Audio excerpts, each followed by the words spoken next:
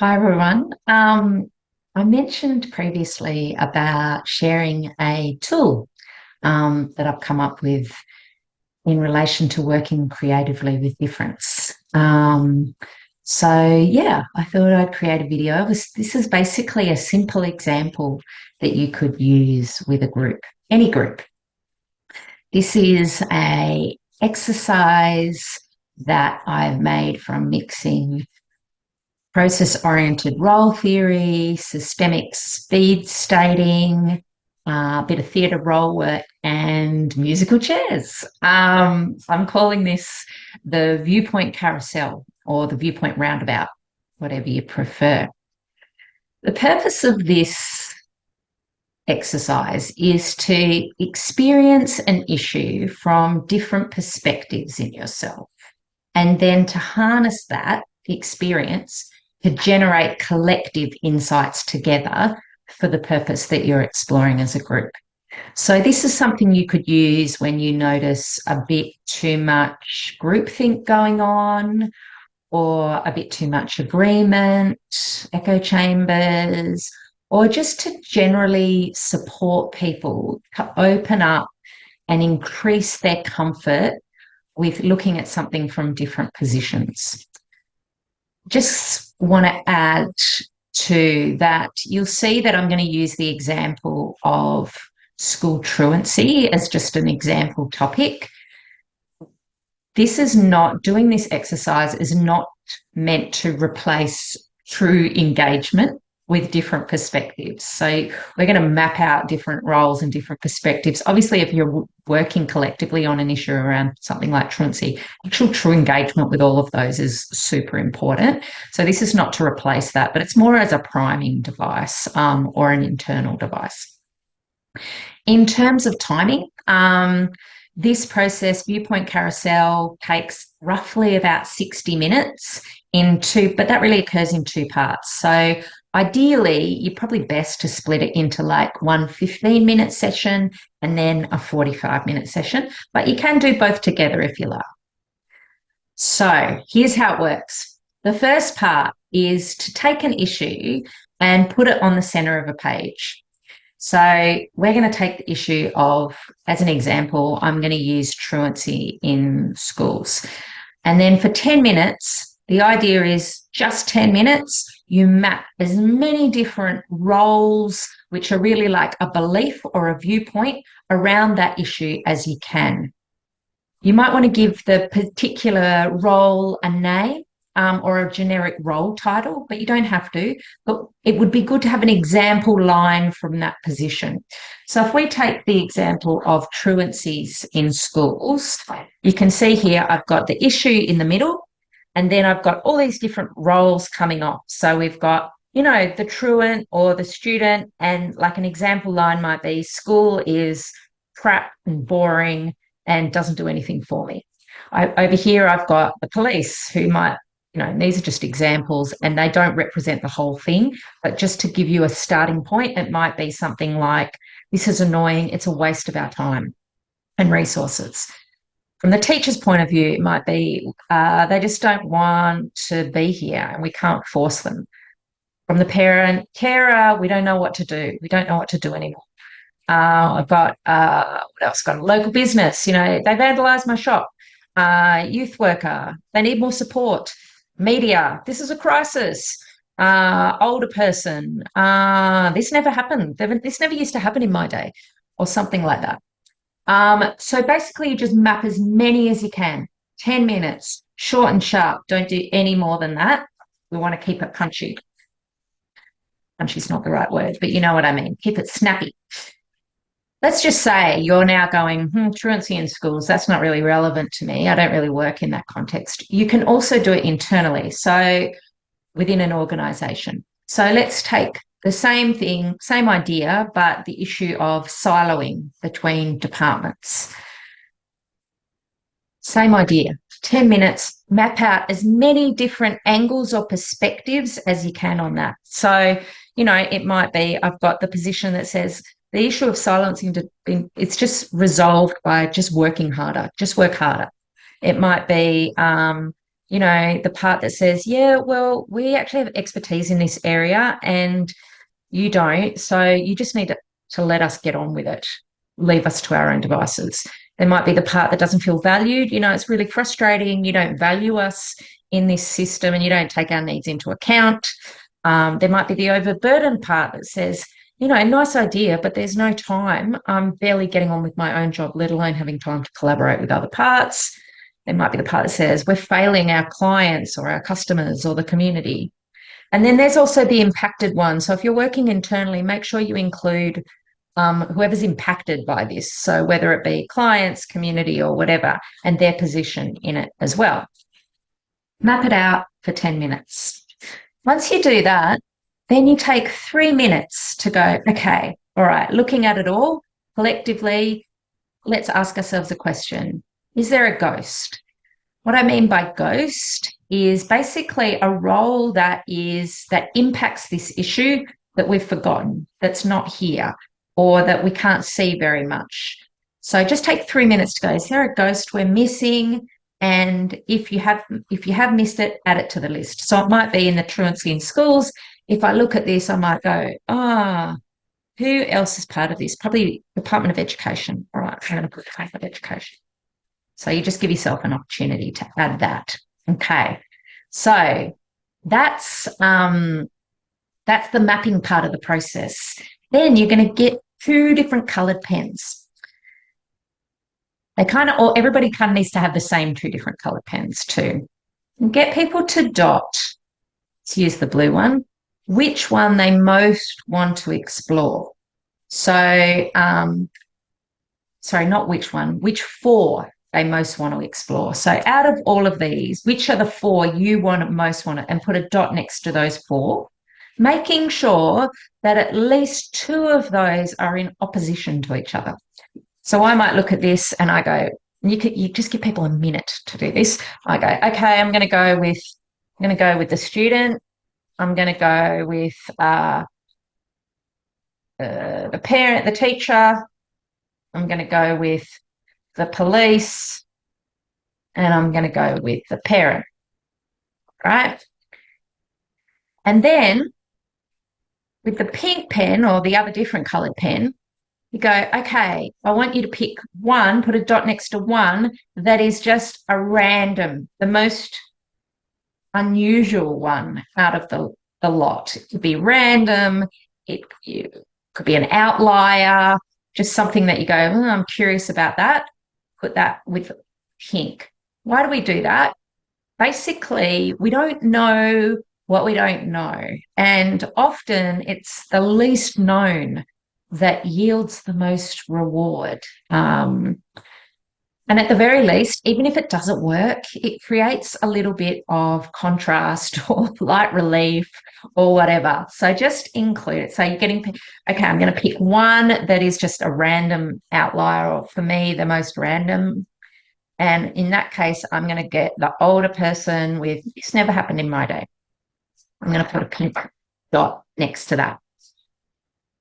Basically, then you are just choosing the 4 with the most blue dots as 4 and the one with the most pink dots, and they're your 5 different positions or different viewpoints on the roundabout or the carousel.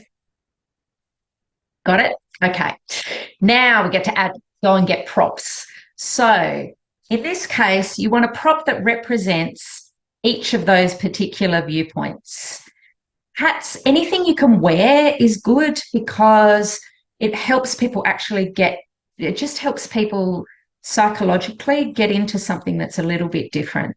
So hats are great, but you can also do things like scarves. Yeah. So at this point, you could actually end it here and go, all right, now I'm going to allocate you, John. You've got the role of the student. I want you to go home tonight and bring back something that embodies that for tomorrow, and we're going to do the rest tomorrow. So you can kind of leave it there. Or you might go, all right, we're going to keep going and let's just take 5 minutes to do a treasure hunt throughout the office and try and find 5 different things that represent. You can use things like, scarves are good, like a cup of tea might be good for the older person. Even things like headsets, stuff like that you can use. Anything that you can kind of put on just helps. Bags are good too. So that's part one done. So we've kind of mapped it out and we've got 5 different roles. Now we're going to set up the roundabout.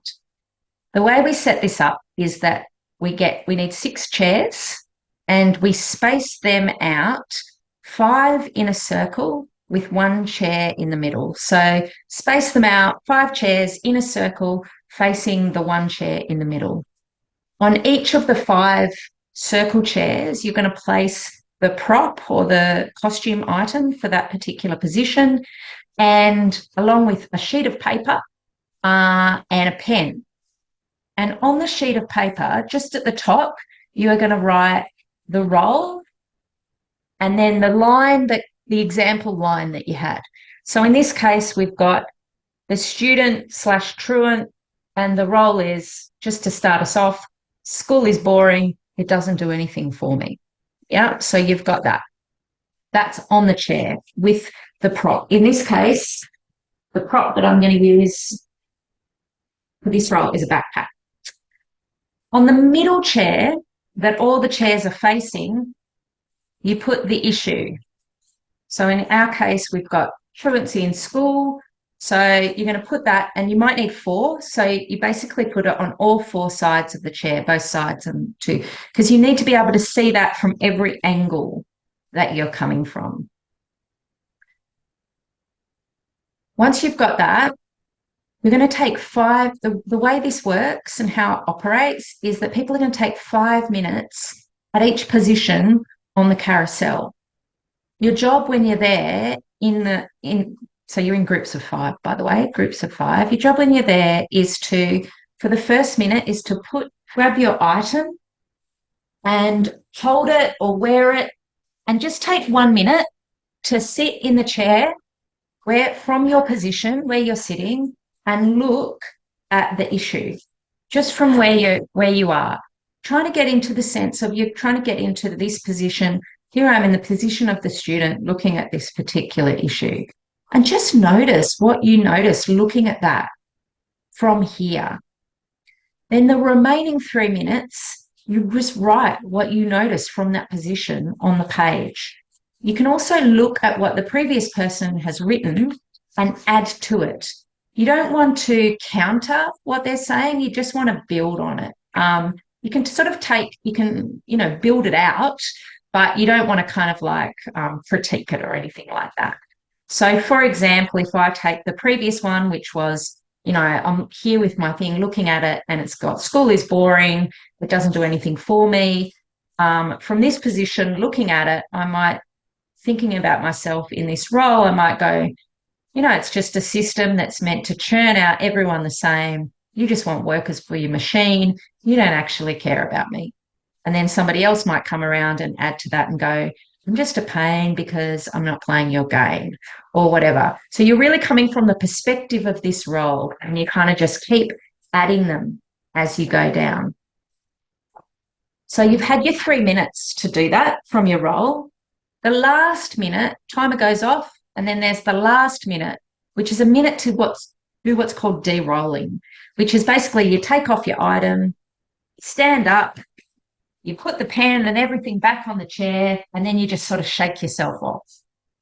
And that's important because it enables us to kind of let it go before we move on to the next one. You can't actually underestimate that. Otherwise, you tend to just carry it through. And then you move to the next position. So each person rotates through the 5 positions on the roundabout. So that takes 25 minutes.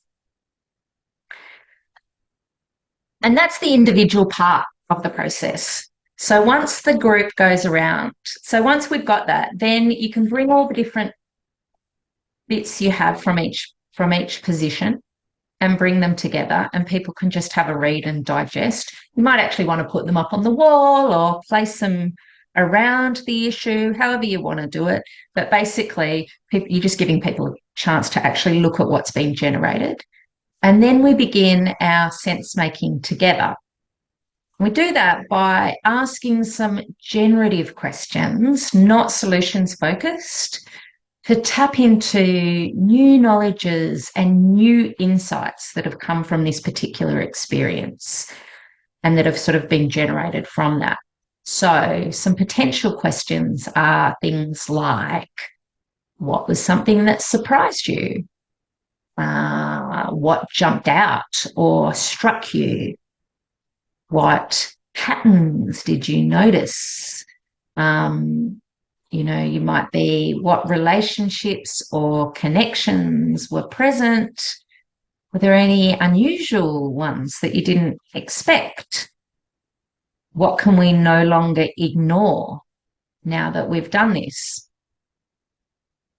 You can brainstorm a whole heap of them, but that just gives you a bit of an idea. You're looking for things that generate insight, things that kind of surface the unusual parts or things that the newness from the experience.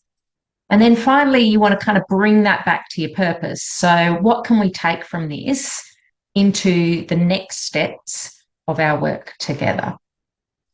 So that's kind of just an example of something that you could use. Now, you can vary or extend this a million different ways. I'm going to give you 3 different variations or extensions now. So a really powerful one is that rather than a circle, when you're placing the chairs out, that you get people to place the chair where they think it is in relationship to the issue. So, for example, if we take the truancy in school, that's in the middle, you might go, all right, well, we're going to place the student or the truant all the way over here, but we're going to place the teacher right here. And what that does is that it starts to enable people to see the system and think systemically. So that could be a really powerful way you can shift it up and do it that way. Another one is do it as a cartoon version. So in this way, instead of writing when you go from each position, you draw. So you can see here, I've got the role. Here's the role, the parent, the example line. We don't know what to do. And then you get people to draw in stick figures whatever their response is from that particular role. I can hear people sort of saying in my mind, well, we wouldn't do that because, we're not artists. That's exactly why you should do it. This particular way is really beneficial for disrupting structural preferences, particularly things like groups that work intellectually. It's also a power leveler, so it can be really good for that as well. And it engages a different knowledge. It engages different intellectual capacities. So in this case, the visual. And often, really, the more kind of, it's, again, being a little bit uncomfortable can actually generate, just more insight. Like you might get really different viewpoints coming at it that way. It can bypass our sort of more intellectual brain. So that's a different way. And again, like I've literally got a stick figure going, come back here, and a person with their hands on their hips. So, it's not Van Gogh.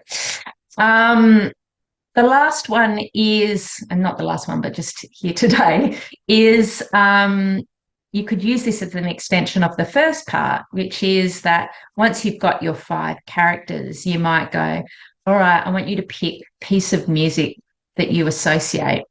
Let's decide on a piece of music that we associate with each of these positions. So, and then you might come back get everyone to go away and come back the next day and bring a headset that can plug into a phone, and you get people to get their phones, and you put a different piece of music with that role on each thing. And as part of that first minute, you sit there listening to that piece of music, looking at that particular issue. And again, you're accessing different knowledges. So you're using the oral, music. This is really good if, you want to tap into the feeling spaces, because music's a fast track to feeling. So they're just different ways that you can, yeah, we can prime ourselves for working differently when we want to tackle something and we want to come from different perspectives. Yeah, so that's an example. I'm really keen to explore creative ways that we can make working with differences more normalized, more used, more accessible when we collaborate. And that's why I've created this program, Working Creatively with Difference. It's 5 sessions over 5 weeks, a chance to get together and explore the different ways we can do this. Each session is going to be focused around a particular topic area. So things like what gets in the way, so challenges, things that get in the way, difference in co-design, working within constraints, and we'll explore those together. I'm going to give you a tool like this one in every single one, but we'll also be working together to create more tools together. That's part of the purpose of it. And also, as part of it, everybody will get one individual coaching session to assist you to build your own inner diversity to support you in your own work.